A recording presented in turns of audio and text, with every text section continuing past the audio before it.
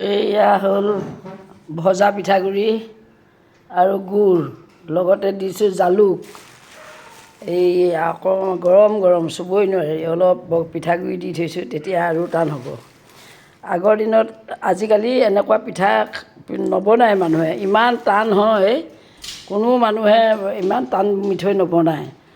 আমাৰ আগতে দেউতাহঁতে কথা হ'ল, যিমান টান বনাব পাৰে বোলে কুঠাৰে কাটিব পাৰিব, তেতিয়াহে বাহাদুৰি পকা মিঠৈ, নামেই পকা মিঠৈ।